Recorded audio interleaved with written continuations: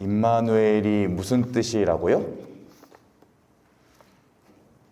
하느님께서 우리와 함께 계신다.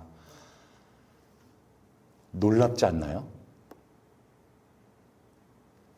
하느님이 사람이 되셔서 우리와 함께 계신대요. 놀랍지 않으세요? 이게 성탄의 놀라운 소식이거든요.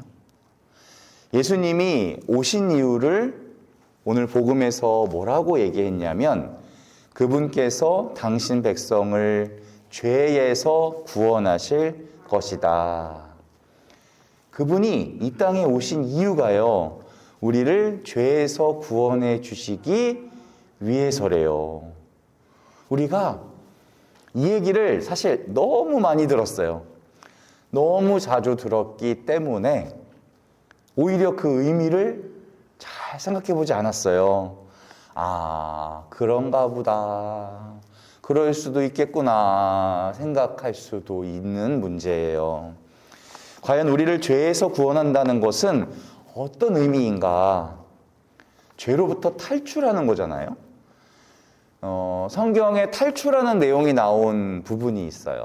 탈출기, 이름도 탈출기예요. 어디서 탈출했냐? 이집트 있잖아, 이집트?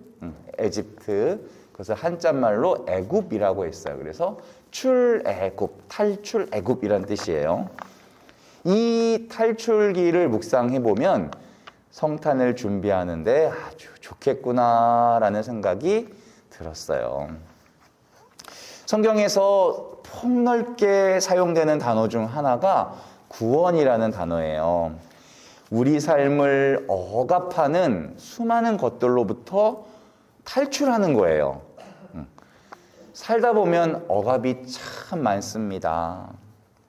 어떤 분에게는 경제적인 문제, 어떤 분에게는 질병이나 장애가 있을 거고요. 빚도 있고 스트레스 받을 일도 너무 많을 거예요.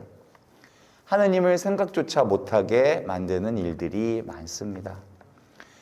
자녀 문제, 부부 문제, 어떤 식으로든 우리 공동체 안에서 우리를 옥죄고 있는 수많은 것들이 있는 거예요. 그것들로부터 구출되는 것, 이것을 구원이라고 이야기합니다. 하느님은 우리는 어떤 공궁 속에서도 구출되기를 바라시는 분이세요. 우리를 건져내시기를 원하십니다.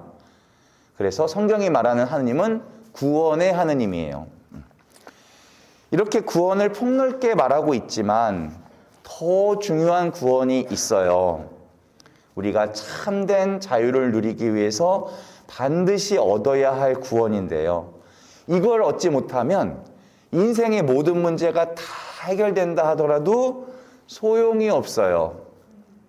우리 인생이 회복되지를 않거든요. 모든 사람들이 반드시 얻어야 할 구원, 그것이 바로 죄로부터의 구원입니다.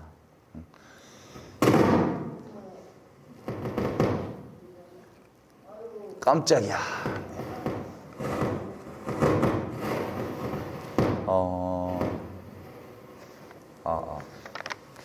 이럴 때 어떻게 해야 되나?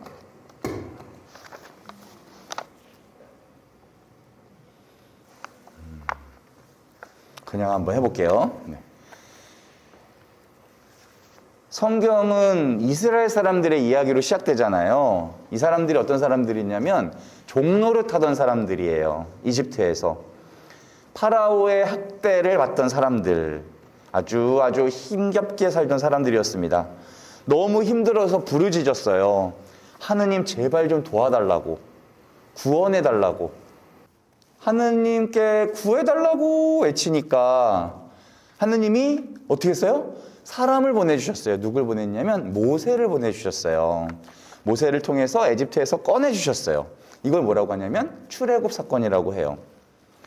이스라엘 백성들이 풀려나서 이제 자유를 누리게 됐거든요. 그런데 문제가 거기서 끝나지를 않더라. 시간이 점점 지나면서 이스라엘 사람들은 알게 돼요. 그게 뭐냐면 우리가 점점 악해지고 있다는 거예요. 이스라엘이 점점 누구처럼 돼가고 있느냐? 에집트처럼 돼가고 있다. 희한하잖아요. 에집트가 싫어서, 에집트가 미워서, 거기에서 못 견딜 것 같아서 탈출을 했는데 똑같이 그 사람들처럼 돼가고 있는 거예요. 자기가 이제 먹고 살만하고 풍족하고 힘이 생기다 보니까 자기들도 똑같아지더라. 똑같이 노예 부리면서 약자를 억울하게 억압하면서 자기들 제국을 유지하면서 재물과 힘을 축적하면서 약자들을 빼앗아 무기를 수출하더라. 에집트처럼 떵떵거리고 살더라. 성경이 무슨 말을 하고 싶은 거냐? 내가 그렇게도 싫어하는 악의 모습이 어디에도 있다? 내 안에도 있다. 내 안에도.